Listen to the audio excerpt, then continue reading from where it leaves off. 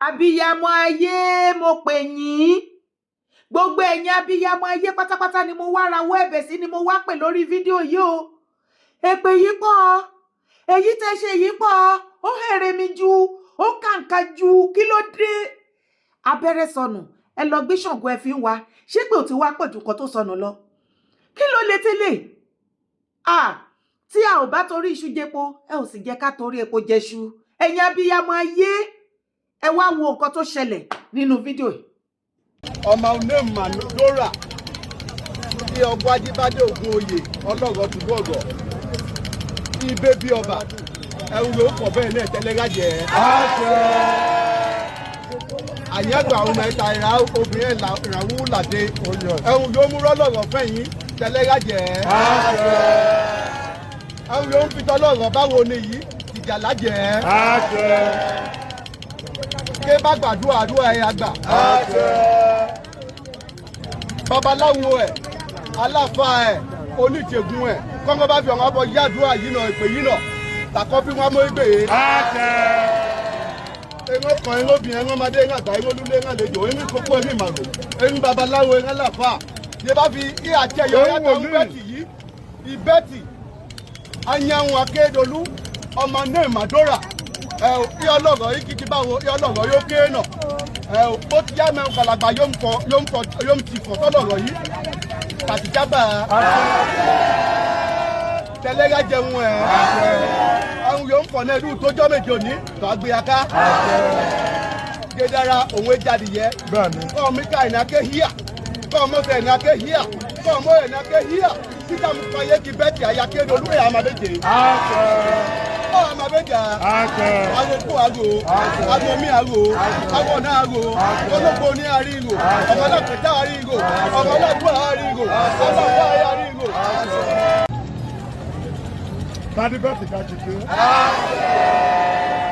Ó fẹ́ràn fún mọ ìbẹ́tì ọmọ Dóra ayáró kì máa Akérédolú àtòní lọ ó bẹ̀ sí ìkìkì o. Ó dọwọ́ ìyàwó ẹ̀lẹ́ odò ń pa ẹ̀bọra ẹ̀fẹ̀ ojú ọ̀pọ̀ wọn tó ìgbà àjẹ́ kọ wọn jẹ́. Bí mo wò ní gẹ́gẹ́ lóde fún òdàjẹ́. Gẹ́gẹ́ tí mo jẹ́ ẹ̀kọ́ ẹ̀ dájẹ́ máa ra. Gẹ́gẹ́ tí mo mi ẹ̀kọ́ ẹ̀ dá máa ra. Gẹ́gẹ́ tí talẹ̀ gẹ́gẹ́ mo pọ̀ ní dájẹ́ bẹ́ẹ̀ sí ara rẹ̀. Kọjá ilé òpá ọ̀nà òpá òun èjè wà yà àgbá. Àtòní yìí lọ lórí kan ó tọpọ̀ búkú ọ̀pọ̀ sọ́lọ̀wọ̀ ẹ̀ búkú ọ̀jọ̀jọ̀ rẹ̀ pàpà ọ̀ràn mẹ́ta ẹ bá pẹ̀ta ẹ bá kò yẹ abọ́ yìí ọ̀ràn abẹ̀ sí bá àtòní yìí lọ ó ní ọlọ́run bà ń bébé ọ̀wọ́n tóògùn báyọ̀ létòkòtò ọ̀wọ́n yóò kọjá wọ olúbí kan ọ̀sẹ̀ yìí bí kan efi ojú mẹ́kọ̀ wọn tó ìkàràjẹ́ mẹ́kọ̀ wọn jẹ́ o yìí mo wò ní gẹ́gẹ́ dègún ó dàjẹ́ orí kan ọkọ̀ ya ikọ́ bá ti wé kẹ̀yìn ó ti dègún ó ti dàjẹ́ ìbẹ́tì ọmọ Dóra ó bẹ̀ sí ìjìjà tòní lọ. Wọ́n bẹ̀ ewúrẹ́ ké bẹ́ àkùtàn ké ó ti jẹ bẹ́ẹ̀ ó ti rí bẹ́ẹ̀.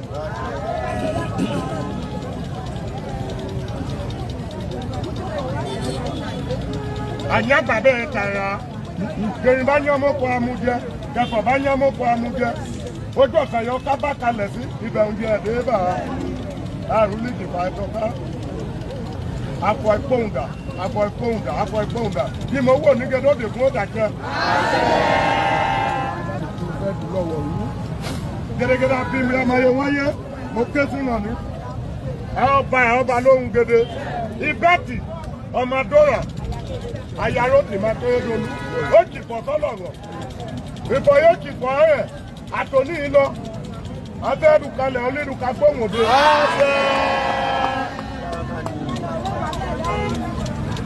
ẹnu fi wọn ànẹ̀nẹ̀ ká dọ̀wọ̀ rú wọn akáwọ́ fọlọ́wọ́ búkú ti èké tí èké aláàdé àpò wọn ní bẹ́ẹ̀.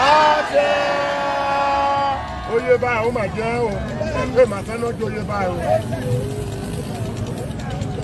Ọmọdé mú un bá ẹrú bi oyè ọ̀nẹ́kọ́nẹ́ ń wọ́n aka gbìmọ̀ lọ́wọ́ búkú àwọn ti kátólíìkì àwọn akáwọ́ fọlọ́wọ́ búkú bẹ̀. Gbogbo tuntun bẹ́ẹ̀ ń àgbáyé gbogbo kèrè bá ti yán mọ́kọ́ amújẹ àbọ̀ àtẹ̀yìn ní tirẹ̀. gẹ́gẹ́gẹ́ wọn aráàdé àkó wọn. Bẹ́ẹ̀ni ó wù lọ́wọ́ lọ́lá tó lọ́wọ́ ṣètò lọ́wọ́ tàgẹ́rẹ́ ẹ̀mú wà ìsàn. Ìbẹ́ẹ̀tì àtẹ̀hùn nílò ó ti fẹ́ràn fún mọ́. Gbéhùn lí gbéhùn òde bèbọ̀tán bèbòtò ọmọ òdójú lára.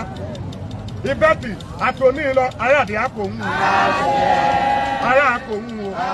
Ní mo wò lóde fún òdàjẹ́ bẹ́ẹ̀ wúrẹ́kẹ́ bẹ́ẹ̀ mùtákẹ́ o.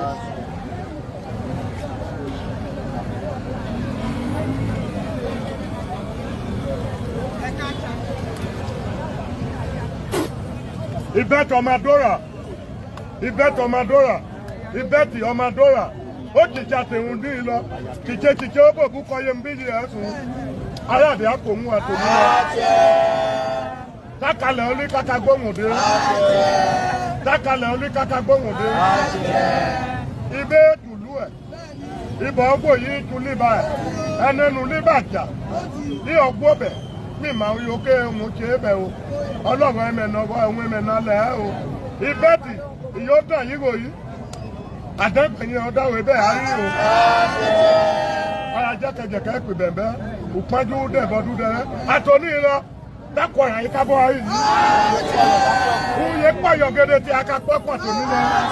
ẹ jọ̀ọ́ nítorí ọlọ́run kí ló fa ìpè tó lè èpè yìí ti pọ̀jù eyín ọmọ wọ a máa gbọ́ ní ìgbà tí bàbá late Rotimi Akeredolu tí wọ́n ṣàìsàn burúkú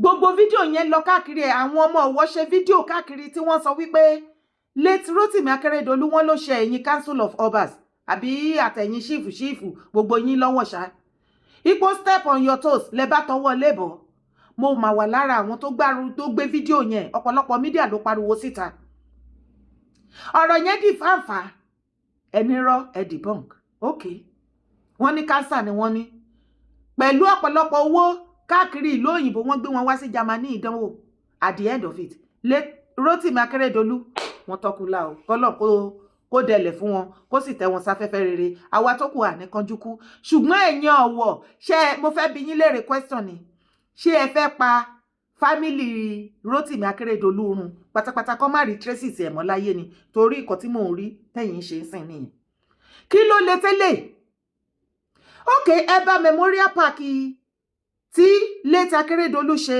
wípé in remembrance of àwọn tí wọ́n attack church attack tó ṣẹlẹ̀ lọ́dún mélòó kan sẹ́yìn wọ́n dẹ̀ ní wọn ò sin àwọn òkú yẹn síbẹ̀ wọ́n kàn fi ṣe memorial park síbẹ̀ fún remembrance lásán ni ṣùgbọ́n ẹ ní ẹ̀ láìkẹ̀ nígbà tí late Akeredolu ìwà láyé ipa ẹ lọ bá wọ́n dẹ̀ insist pé tí ẹ bá ti gbà kan ṣe síbẹ̀ àwọn máa gbé lọ sí Ìjẹ̀bú Ọ̀wọ̀ fún àǹfààní ẹ̀yin tí ẹ follow gbogbo story yẹn ni o nítorí ẹ fẹ́ kí ó gbé monument park yìí lọ sí Ìjẹ̀bú Ọ̀wọ̀ ẹ fẹ́ ní Ọ̀wọ̀ gangan ẹlẹ́gbà fún gbígbà fún yín yẹn ó dàbẹ́ ni wípé àgbàlagbà ṣenú kodoro ohun mo máa ṣe wà nínú mi àgbàlagbà ṣenú kodoro nǹkan tẹ́ máa ṣe wà nù yín ẹ jẹ́ ká bi yín ṣe mọ̀ wípé ṣé ẹ ti rò ó tẹ́lẹ̀ pé bí bàbá yẹn ò ní last ni torí ọ̀rọ̀ yín yìí ó ní ẹ̀tìkẹ́ ẹ̀yin ọmọ wọ̀ okay now ẹ wá wó park ìyàwó wá fẹ̀hónú hàn nìyẹn wípé ẹ ṣe máa wó park wípé kán máa wo ọlọ́wọ́ ọ̀fọ̀wọ̀ this baby king single-handedly ọkọ ló jẹ́ kó jẹ ọlọ́wọ́ ọ̀fọ̀wọ̀ tí ò bá jẹ́ bẹ́ẹ̀ bí yẹ́ ìbá má jẹ́ páwọn ló máa jẹ kábíyèsí yẹn lótìtọ́ ká má parọ́ èmi náà find it insulting she has no right láti lè sọ irú èdè bẹ́ẹ̀ yẹn láti fi qualify ẹni ọba nílẹ̀ Yorùbá kó má tiẹ̀ jẹ́ pé ọlọ́wọ̀ kò sí baby king nílẹ̀ bàbá wa gbogbo àwọn ọba wa pátápátá ni wọ́n ṣe kàǹkà tó ṣe hẹrẹmì tó ṣe kìnkì àwa ọmọ lábẹ́ wọn tó bá ní àwọn nǹkan táwọn expect pé ó yẹ kó ṣe tí wọ́n ṣe á lè bínú sí wọn ṣùgbọ́n kì í ṣe pé tábá wá wò lọ wò bọ̀ ẹ̀yin èèyàn mi bẹ́ẹ̀ mi ṣe rí o bí ọpọlọ ọmọdé tèmi bí mo ṣe rí èmi rò wípé ó yẹ kẹ́ sọ́mọ̀ ní ẹ̀ nígbà tí ò ṣe wípé ẹ̀ mà wọ́n tẹ́lẹ̀ rán sí kẹ́ jẹ́ kó yẹ wípé ní ilẹ̀ Yorùbá wa kì í sọ̀rọ̀ bẹ́ẹ̀ yẹn kò sí baby king ó wà insultive kẹ́ ẹ̀ dẹ̀ fine ẹ̀ bóyá ó ní àwọn nǹkan tó máa kó wá ní o fún council of obas ni o àti kábíyèsí o àti gbogbo ẹ̀yin ọmọ wọ o kẹ́ẹ̀dẹ̀ ní kó tún fídíò mi ṣe kó tún bá èmi rò pé ìyẹn ló yẹ kẹ́ ṣe o torí tá a bá torí iṣu jẹpo á sì torí epo jẹṣu èmi rò wípé ìbárò ti bàbá Rótìmí Akérédolú tó jọmọ titi yín tó fẹ́ àbí ẹ fẹ́ pa gbogbo nǹkan Rótìmí Akérédolú ẹ fẹ́ parun ni torí nínú ara èpè yìí ọ̀pọ̀lọpọ̀ yín tẹ̀ ń gbọ́ fídíò yìí ẹ lè má understand èdè ọ̀wọ̀ náà fi ń sọ èmi náà gbọ́ gbogbo ẹ̀ ṣùgbọ́n èpè kìkìdá èpè ni wọ́n ṣe èpè yẹn débi wípé àìsàn á ṣe é wípé wọ́n gbogbo ibi tó bá gbé lọ kò ní rí ìwòsàn bẹ́ẹ̀ tó já sí pé ó máa tọ́kú lábí tọkọ ẹ̀. ẹ jọ̀ọ́ ṣẹ́ẹ̀dẹ̀ mọ̀ wípé gbogbo nǹkan tẹ́sán àwọn ọmọ ẹ̀ náà ń gbọ́ family everybody ń rí gbogbo àgbáyé ń rí a dẹ̀ ń gbé information bí yẹ́ òótọ́ ní àbírọ́ ni Madam Betty Akérédolú tí fídíò yìí bá dọ́dọ̀ yín èmi ò sọ wípé òótọ́ ni allegedly wọ́n láwọn náà fi taratara gbádùn pọ̀ ní àìsàn jẹjẹrẹ lára tó bá wá bọ́ síkú fún wọn nísìn báwo lẹ ṣe fẹ́ wẹ̀ mọ́ pé ẹ̀yin kọ́ lẹ pa pẹ̀lẹ́lẹ̀ tó bá wá sọ wípé ẹ̀yin lẹ tọwọ́ lébọ ti tọkọ ẹ̀ tẹ ẹni rọ ní ilé tẹ wá ṣe sílẹ̀ yìí ṣé kò fẹ́ máa jọra wọn tí ìyàwó náà bá wá tọ́kú lábẹ́ yìí sì táwọn ọmọ náà tún wá bọ́ síta wípé ẹ̀yin lẹ gbé ìyá òun ṣépè tó fi kú ẹ̀ tún gbé àwọn ọmọ náà ẹ̀ tún gbé wọn ṣépè ṣé ẹ fẹ́ pa Rótìmí Akérédolú run ni ẹ wo ẹ̀ṣẹ̀ wo gan ni létí Rótìmí Akérédolú ṣe ẹ̀yin ọ̀wọ̀ tẹ́ ẹ wò wípé tẹ́dìyẹ ẹ̀ ti kú ó yẹ kán dẹ̀yìn ẹ̀nu èmi rí nírí wípé dìwé tẹ́ ṣe mú ọ̀rọ̀ létí Rótìmí Akérédolú ní ìlú Ọ̀wọ̀ ẹ̀yin ọmọ Ọ̀wọ̀ àti kábíyèsí ọlọ́wọ̀ fọwọ̀ àti ẹ̀yin council of obas àti gbogbo ẹ̀yin oníṣẹ̀ṣe ó ti mọ́wọ́ kọ̀ọ̀kan dání o ó ti mú ọwọ́ nǹkan míì dání kò ń ṣe kò nọ́mà mọ́ nǹkan kan ti wà ń bẹ̀ kí ló lè tẹ́lẹ̀ yìí nà àbí kí ni mo sọ ẹ̀yin èèyàn mi ẹ jọ̀ọ́ ẹ bá wa bá wọn dá sí níbi comment section ibẹ̀ ni kọ́kọ́ là ń lọ ṣe ti gbọ́ wọ́n ní Senate set to pass bill recognizing Ooni of Ife and Sultan of Sokoto as co-chairmen of traditional rulers in Nigeria. Wọ́n ní nínú Senate nínú House ó ti ń wọ second reading sìn pé wọ́n fẹ́ pass bill wípé Ooni bàbá wa Ooni Ìrìṣà àti Sultan of Sokoto àwọn ni wọ́n máa jẹ́ olórí gbogbo ọba pátápátá tí wọ́n máa represent àwọn ọba láti bá ìjọba ṣiṣẹ́ papọ̀ kó má dàbẹ́ ní pé irọ́ ni ẹ jẹ́ á wo fídíò. ọba lórí ọba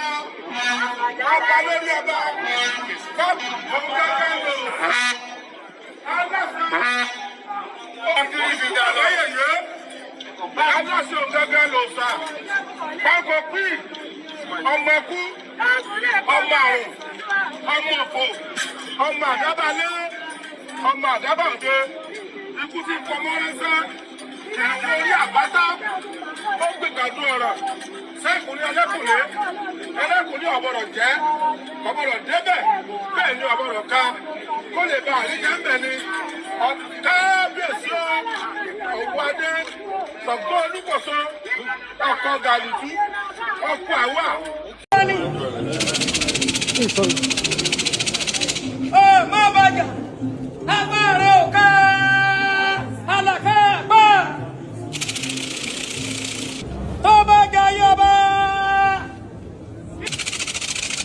Ọọ̀ni àpẹjẹ ajíwèé fọ́ọ̀gù lórí aládé gbogbo abùsẹ́ni ọdún bẹ̀rẹ̀ kejì ọmọ Oòduà Oòduà Oòduà abẹ́wọ̀n lórí aládé ọba òṣìṣẹ́ àrìn sílẹ̀ mi.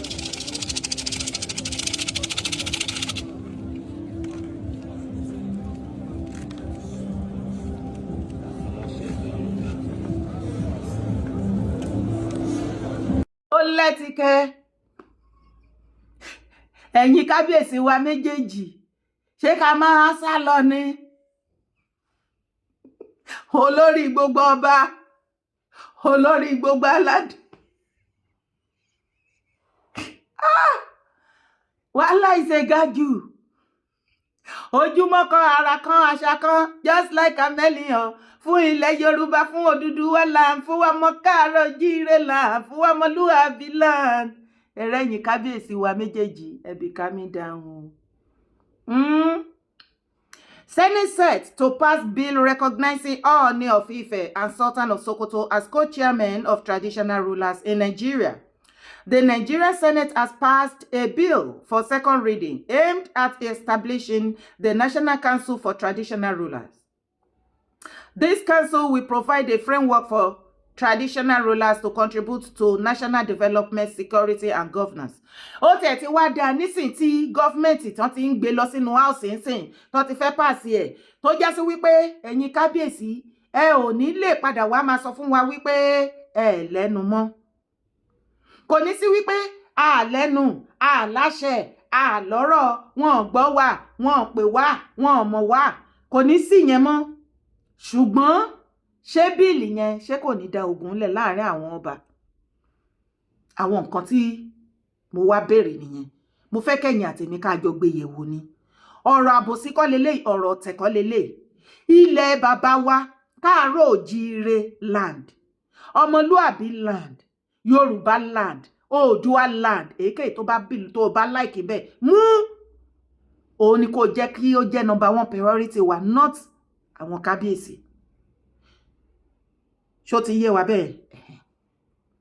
The Nigerian Senate, okay, àti ká bẹ̀ yẹn. Wọ́n ní key provisions. 1. Establishment of National Council, a platform for traditional rulers to contribute to national development and security. 2. Constitutional rules, formalizing traditional rulers' roles in governance, leveraging their influence to tackle security challenges and promote national unity. 3. Sultan of Sokoto and Ooni of Ife's role recognized as prominent figures. They will co-share the National Council of Traditional Rulers of Nigeria, NCTRN. Ohun tí wọ́n jẹ́ kó yé wa níbí ni wípé ẹ̀yin kábíyèsí ẹ lè ní oore ọ̀fẹ́ láti ṣe kíni traditionally láti lè bá wa gbógun ti insecurity ní tó ń jà rìnrìn káàkiri the whole of Nigeria. Ẹ̀ẹ́dẹ̀ bá wa promote unity, national unity láàrin gbogbo ọmọ Nàìjíríà pátápátá. Àti oríṣiríṣi iṣẹ́ lọ́lọ́kan òjọ̀kan. Wọ́n tún wá ní implications. Number 1, strengthening traditional institution. Harnessing traditional institution potentials to promote peace, unity, and development. Wọ́n ní another one tún ní wípé o. Traditional institute wa ó máa strong kakaraka ju tàtẹ̀yìn wa lọ.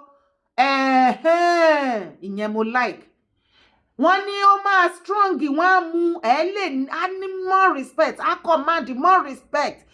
Tó já sí wípé majorly nǹkan tí mo fẹ́ bẹ̀ yín house, discipline, rule and regulation ó gbọ́dọ̀ wà láàrin àwọn ọba.